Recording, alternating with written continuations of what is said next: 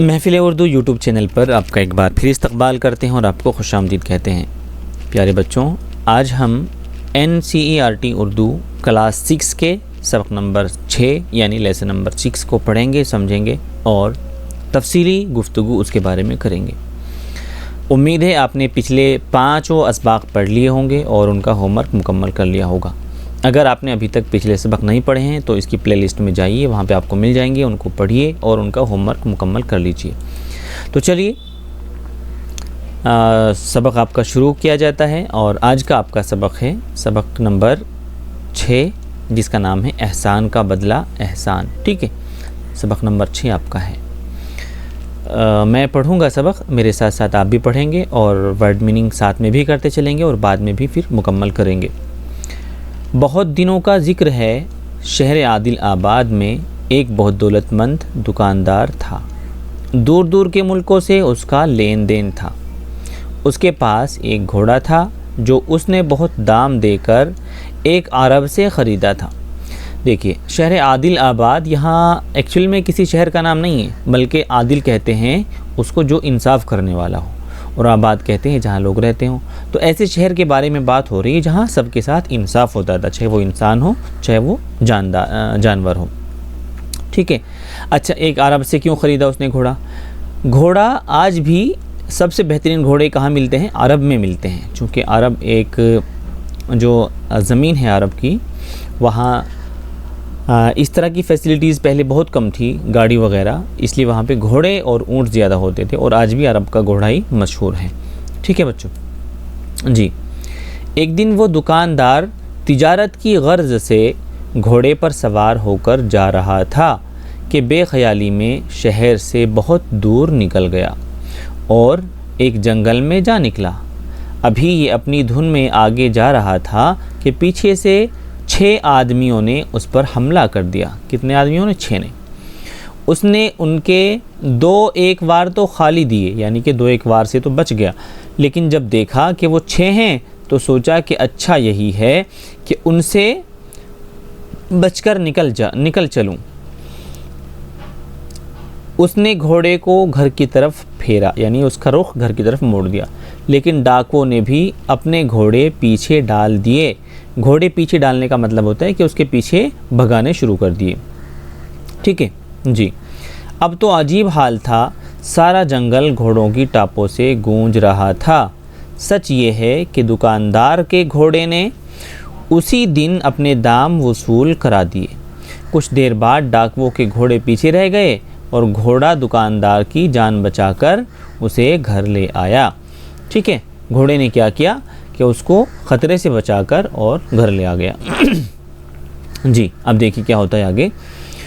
उस रोज़ घोड़े ने इतना ज़ोर लगाया कि उसकी टांगें बेकार हो गई। खुदा का करना ऐसा हुआ कि कुछ दिनों बाद गरीब की आंखें भी जाती रही, यानी पहले तो पैर ख़राब हो गए थे, अब आंखें भी ख़राब हो गई। लेकिन दुकानदार को अपने वफ़ादार घोड़े का एहसान याद था, चुनांचे उसने साइस को हुक्म दिया। अब साइस किसको कहते हैं? साइस असल में उसको कहते हैं कि जहाँ पे घोड़े बनते हैं ना, उसको बोलते हैं अस्तबल। जो घोड़े का स्टैंड समझ लीजिए आप, जो घोड़े का स्टैंड होता है जहाँ घोड़े बनते हैं उसको अस्तबल बोलते हैं। और उस अस्तबल की जो देखभाल करने वाला होता है, घोड़ों को नहलाने वाला, उनको घास वगैरह खिलाने वाला एक जो नौकर रखा रहता है, उसको साइस कहते हैं। ठीक है, जब तक घोड़ा जीता रहे इसको रोज़ सुबह शाम 6 सेर दाना दिया जाए और इससे कोई काम ना लिया जाए।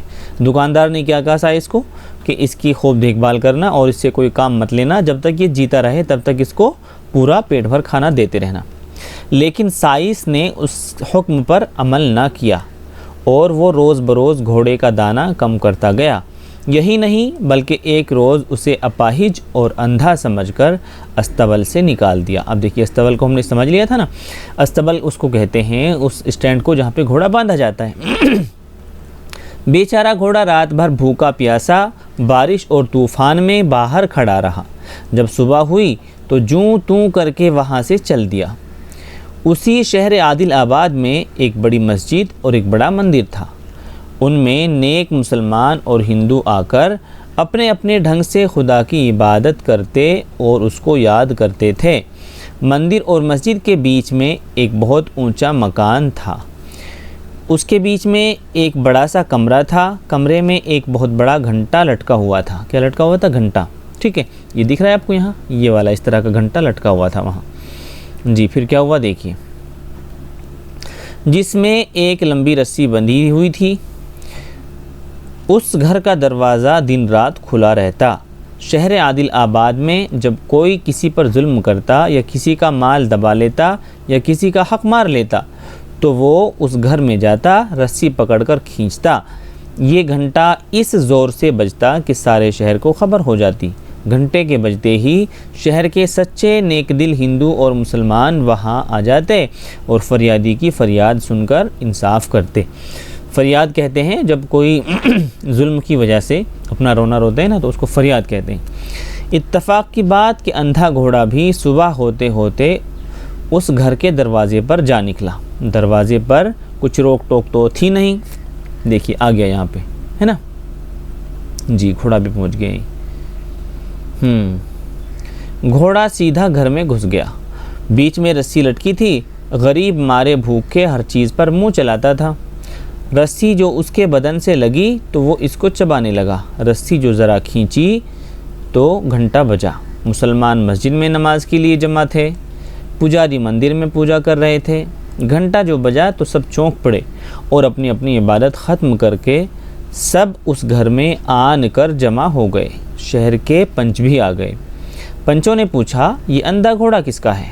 पंचों ने क्या पूछा बच्चों कि ये अंधा घोड़ा किसका है? लोगों ने बताया कि फलां ताजिर का है।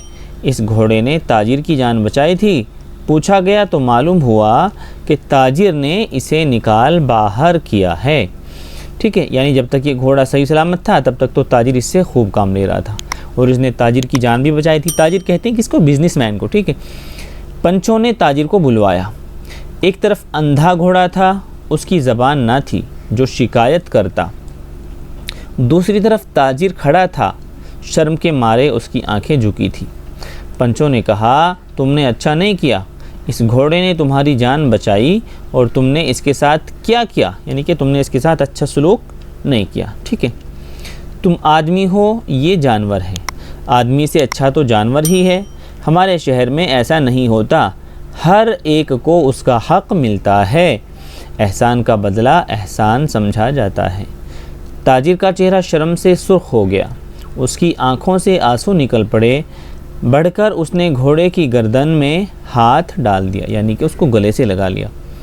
ठीक है जी, उसका मुंह चूमा और कहा, मेरा कसूर माफ़ कर। ये कहकर उसने वफादार घोड़े को साथ लिया और घर ले आया। फिर उसके लिए हर तरह के आराम का इंतज़ाम कर दिया। ठीक है बच्चों, और ये कहानी थी डॉक्टर ज़ाकिर हुसैन की लिखी हुई। डॉक्टर ज़ाकिर हुसैन उर्दू का एक बहुत बड़ा नाम है। ठीक है जी, देखिए यहाँ पे आपको देख रहे हैं ना, ताजिर घोड़े को कैसे गले लगा रहा है। तो बच्चों ये था आज का आपका सबक। उम्मीद है आपको पसंद आई होगी ये कहानी। अब जल्दी से लफ्ज़ मानी कर लेते हैं। लफ्ज़ मानी मतलब शब्द अर्थ। ठीक है, शब्द अर्थ तो आप जानते ही होंगे, तो जल्दी से अब इनको याद कर लेते हैं। अब ये आपका होमवर्क भी है। ठीक है, शब्द अर्थ हमेशा आपके होमवर्क में आते हैं, आप इनको हमेशा नोट कर लिया करें। हक कहते हैं किसको? सच को। दौलतमंद कहते हैं मालदार और अमीर को। वफ़ादार कहते हैं बच्चों वफ़ा करने वाले को, लोयल को। साइस कहते हैं घोड़ों की देखभाल करने वाला मुलाजिम। अस्तबल कहते हैं घोड़ों के रहने की जगह। ठीक है, चलो। फरियादी किसको बोलते हैं बच्चों? फरियाद करने वाला, इंसाफ चाहने वाला। ताजिर किसको कहते हैं? तिजारत करने वाला, सौदागर यानी कि बिजनेसमैन। गौर करने वाली बात। ठीक है, गौर करने की बात क्या है? इस कहानी में ये बताने की कोशिश की गई है कि हमें दूसरों के साथ हमेशा भलाई और हमदर्दी से पेश आना चाहिए। इसी को एहसान का नाम दिया गया है। एहसान के हक़दार इंसान ही नहीं बल्कि जानवर भी हैं। तो इस कहानी का सार ये है बच्चों कि हमें हमेशा दूसरों के साथ अच्छा सलूक करना चाहिए और जिसके हम पर एहसानात हों उसको भूलना नहीं चाहिए और उसको कभी अकेला नहीं छोड़ना चाहिए। ये नहीं होना चाहिए कि जब तक आपको किसी से मतलब है आप उससे दोस्ती कर रहे हो, जब आपका मतलब निकल गया तो फिर आप उसको पहचान नहीं रहे। ठीक है, इसके बारे में एक शेर भी है कि मतलब निकल गया है तो पहचानते नहीं, मतलब निकल गया है तो पहचानते नहीं और ऐसे जा रहे हैं जैसे हमें जानते नहीं। ठीक है, तो ऐसा काम मत कीजिए आप कभी। चलिए अब आपको बतानी ये बातें। ये बताइए कि दुकानदार ने डाकुओं से बचकर निकलने की बात क्यों सोची? क्योंकि उसने महसूस कर लिया था कि ये कितने आदमी हैं, 6 है, और मैं अकेला हूँ तो 6 का मुकाबला नहीं कर सकता। दुकानदार की जान बचाने के बाद घोड़ा किस परेशानी में मुब्तला हो गया बताइए? घोड़े के पैर ज़ख्मी हो गए। क्या हो गए? पैर ज़ख्मी हो गए घोड़े के, और पैर ख़राब हो गए। ठीक है जी। साइस ने घोड़े के साथ क्या सलूक किया? साइस ने घोड़े के साथ अच्छा सलूक नहीं किया, बल्कि उसके खाने पीने में भी कमी कर दी और एक दिन उसको अस्तबल से भी निकाल के बाहर कर दिया। लोगों को घोड़े की हालत का कैसे अंदाज़ा हुआ? जब घोड़ा एक दिन उस वाले कमरे में पहुंचा जहां घंटा लगा हुआ था, इंसाफ के लिए लोग उस घंटे को बजाते थे, तो घोड़ा भी वहां पहुंच गया और घोड़े ने जब रस्सी खींची तो लोग जमा हो गए, उनको पता चला। चलिए, अगर किसी के साथ नाइंसाफ़ी हो रही हो तो आप क्या करेंगे? आपको क्या करना चाहिए? आपको उसको इंसाफ दिलाने की कोशिश करनी चाहिए। ठीक है बच्चों जी। लोगों को घंटा बजाने की ज़रूरत क्यों पेश आती थी? अगर किसी के साथ नाइंसाफ़ी होती, कोई किसी का हक़ दबा लेता या कोई किसी को परेशान करता, तो फिर क्या करते थे लोग? वहाँ जाके घंटा बजा देते थे, जिससे लोगों को पता लग जाता था कि इसके साथ जुल्म हो रहा है। चलिए, खाली जगहों को दिए हुए लफ्ज़ों से भरिए, यानी कि क्या है? फिल इन द ब्लैंक का पोर्शन है। किसका? फिल इन द ब्लैंक का। ठीक है। बेकार, रोक, हमला, ताजिर और तिजारत, ये जो नीचे दिए हुए ना आपको 5, इनमें ये आएंगे, कोई सा ना कोई सा ज़रूर आएगा। देखिए, दुकानदार किसकी? तिजारत की गर्ज से। किसकी बच्चों? तिजारत। ठीक है, तिजारत की गर्ज से घोड़े पर सवार होकर जा रहा था। 6 आदमियों ने उस पर क्या कर दिया? हमला कर दिया। घोड़े की टांगी क्या हो गई? बेकार हो गई या ख़राब हो गई। ठीक है, बेकार। दरवाजे पर कुछ रोक टोक नहीं थी। क्या नहीं थी? रोक टोक नहीं थी। ठीक है, उस घोड़े ने ताजिर की जान बचाई। किसकी? ताजिर। ठीक है, आप इसको पूरा कर लीजिए। आइए आगे आते हैं। नीचे दिए गए अल्फाज के वाहिद लिखिए। अब देखिए, वाहिद कहते हैं, मैंने आपको बहुत बार समझा दिया, एक होता है बहुवचन। क्या होता है? बहुवचन। और एक होता है एक वचन। बहुवचन कहते हैं दो, किसको? जमा को। ठीक है, जमा को कहते हैं बहुवचन। और एक वचन किसको कहते हैं बच्चों? एक वचन किसको कहते हैं? वाहिद को। ठीक है, वाहिद को एक वचन कहते हैं। तो मुल्कों का एक वचन क्या होगा? मुल्क होगा। ठीक है, मुल्क। आदमियों का क्या होगा? आदमी। डाकुओं का क्या हो जाएगा? डाकू। ठीक है, और पंचों का क्या हो जाएगा? पंच। पंच आपको पता है कौन होते हैं? पंच कहते हैं फैसला करने वाले को, जो पहले गांव में पंच होते थे ना जी। दर्ज झेल जुमलों को कहानी के मुताबिक तरतीब से लिखिए। ताजिर शर्मिंदा हुआ और घोड़े को अपने साथ घर ले आया। ठीक है, इनको क्या करना है आपको? ऊपर देखेंगे आप कहानी और फिर उसके हिसाब से इनको सीरियल वाइज करेंगे। ठीक है। आदिलाबाद में एक दौलतमंद रहता था। ये किस पे आ जाएगा? ये पहले नंबर पे आ जाएगा। ठीक है जी। और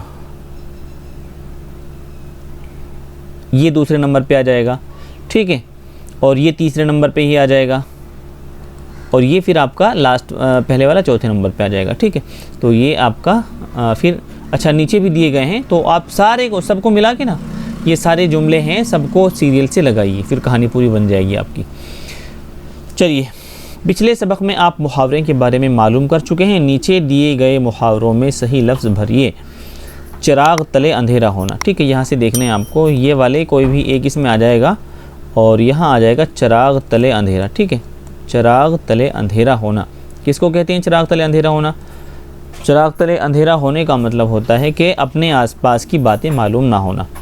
आदमियों में आँखों में क्या करना? धूल झोंकना या मिट्टी झोंकना या पानी झोंकना, क्या होगा मुहावरे में? आँखों में धूल झोंकना। क्या आएगा बच्चों? धूल झोंकना। ठीक है। अपने मुंह मियाँ मिट्ठू बनना, क्या जाएगा? मियाँ मिट्ठू। ठीक है। आग में घी डालना, घी आ जाएगा यहाँ पे। दांतों तले उंगली दबाना। ठीक है, उंगली दबाना। तो इस तरह से आपको मुहावरों को मुकम्मल करना है जी। आप पहेलियों के बारे में जानते हैं। झेल में दी गई पहेलियों को अपने हम जमात साथियों के साथ मिलकर उनका हल तलाश करने की कोशिश कीजिए। अब आपने अपने घर में अपनी दादियों से, नानियों से, या फिर जो पुरानी औरतें थी, चूँकि अब तो मोबाइल का ज़माना आ गया, अब तो कहानी नहीं सुनाती माएँ भी अपने बच्चों को, मोबाइल ही से फुर्सत नहीं मिलती माँ और बेटे दोनों को। तो पहले क्या होता था? पहले रात को सोते वक्त जो हमारी घर में बड़ी होती थी, बड़ी बहन हुई या माँ हुई या फिर दादी हुई, वो बच्चों को कहानी सुनाया करती थी। ठीक है, तो पहली भी उसी में से एक चीज़ आती है। नीचे पटको ऊपर जाती, ऊपर से फिर नीचे आती, ऊंची ऊंची कूद लगाती, गोल गोल हूँ तुमको भाती। अब ये बताइए किसके बारे में यहाँ बात हो रही है? ये बात हो रही है दरअसल बॉल के बारे में, गेंद के बारे में। ठीक है जी। पत्ती पत्ती उसकी हरी है, पिस जाए तो लाल परी है, प्यारी प्यारी उसकी लाली, उससे खुश हर लड़की बाली। अब ये बताइए ये वाली जो है किसके लिए कहा गया है? ये पहेली किसके लिए है? ये है बच्चों मेहंदी के लिए। ठीक है, मेहंदी की पत्तियाँ कैसी होती हैं बताइए? मेहंदी की पत्तियाँ कैसी होती है जी? हरी होती है ना, और जब वो पिस जाती है तो फिर कैसी हो जाती है? लाल हो जाती है। चलिए खैर, अब आगे आ जाइए। गोल गोल हूँ नरम नरम हूँ, आधी फल हूँ आधी फूल, चाहे काट कर खाओ चाहे पूरी चट कर जाओ। इसके बारे में आपको बताना है। ठीक है, चौथे नंबर पे है पंख नहीं पर उड़ती हूँ, हाथ नहीं पर लड़ती हूँ, किसी के हाथ से लड़ती हूँ, कट जाऊँ तो नीचे आ जाती हूँ। ये कौन है? ये हो रही है पतंग के बारे में बात। किसके बारे में बच्चों? पतंग के बारे में ये पहेली है। चलो अमली काम, अब आप प्रैक्टिकली काम देख लीजिए आपका क्या है। अपने स्कूल की लाइब्रेरी से कोई ऐसी कहानी तलाश करके क्लासरूम में सुनाइए जिसमें किसी बेज़बान जानवर ने अपने मुल्क के साथ वफादारी और मोहब्बत का सलूक किया हो। पुराने ज़माने में इंसाफ के लिए फरियाद के कौन कौन से तरीक़े थे और ये आज से किस तरह मुख्तलिफ हैं? अपने उस्ताद या घर के बड़ों से मालूम कीजिए और उन्हें लिखिए। आप इंटरनेट से भी मदद ले सकते हैं। तो ये तो आज का आपका सबक था बच्चों। ठीक है, उम्मीद है कि आपको अच्छा लगा होगा।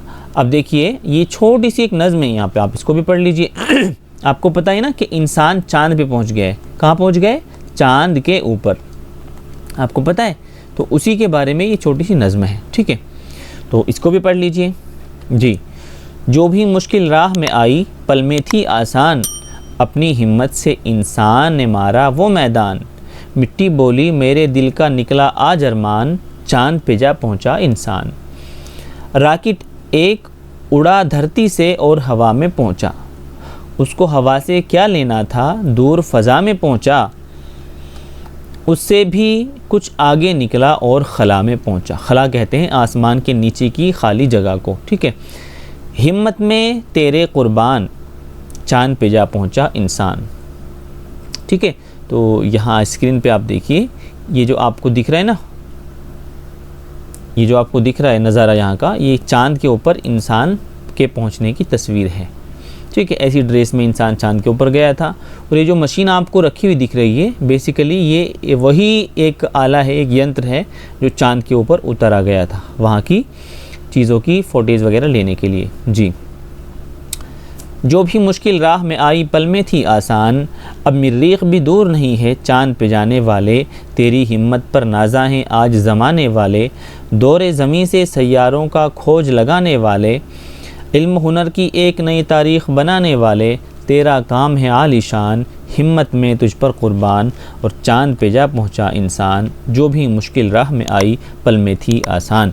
ये किसकी नज़्म थी बच्चों? ये जगन्नाथ आज़ाद की नज़्म थी और ये आपके पढ़ने के लिए थी। और ये आज का सबक आपका होता है मुकम्मल। उम्मीद करते हैं कि आपको सबक अच्छा लगा होगा।